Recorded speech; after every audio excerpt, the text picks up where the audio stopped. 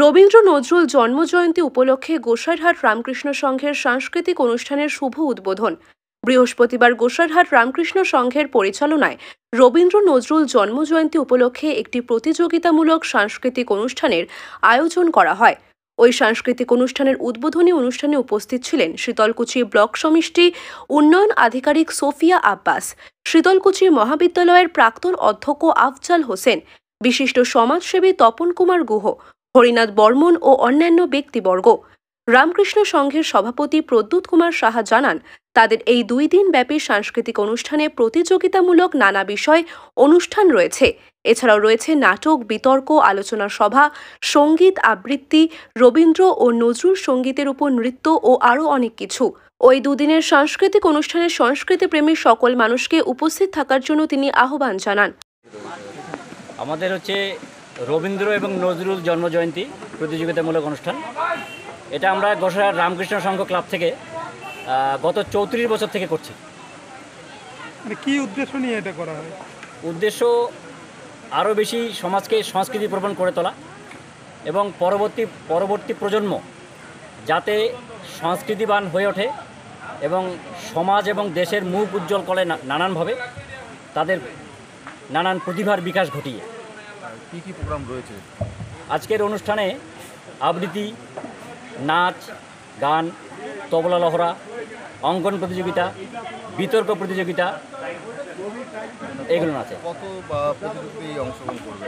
প্রতিযোগী এবার আমরা ফর্ম ফিল আপ করে অংশ নেওয়ার ব্যবস্থা করেছিলাম।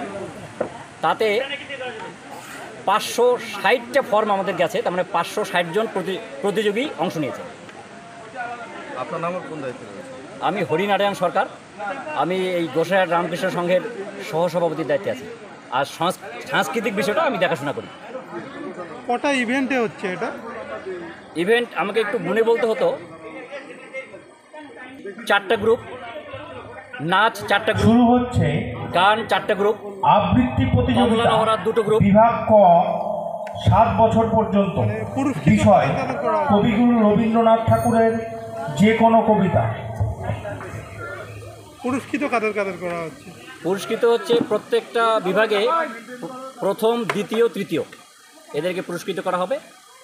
আর আমাদের অনুষ্ঠানের আমরা একটু গুরুত্ব দিচ্ছি, এবারের অনুষ্ঠানে একটা বিতর্ক সভা আমরা রেখেছি যেটা আমন্ত্রণমূলক।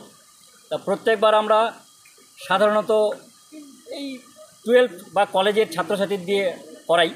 এবারে আমরা একটু সিনিয়রদেরকে দিয়ে করাচ্ছি, কলেজের লেকচারার, হাই স্কুল টিচার, এই রকম ধরনের প্রতিযোগীদেরকে দিয়ে আমরা করাচ্ছি। 4 জন করে প্রতিযোগী অংশ নেবে। স্পিকার থাকবেন আমাদের আফজাল বাবু। এই প্রোগ্রামে হ্যাঁ, ওই বিতর্ক প্রতিযোগিতা হবে। আমন্ত্রিত নাচের team Mathabhanga rhythm dance academy, ওরা টিম নিয়ে আসবে। আর হচ্ছে 2 দিনই নাটক আছে। আজকে প্রথম দিন গোসাইরহাট রামকৃষ্ণ সংঘ ক্লাবের নাটক মৃত্যুর চোখে জল, আর আগামীকাল মাথাভাঙ্গা গিলোটিন নাট্য সংস্থার নাটক হরিপদ হরিবোল।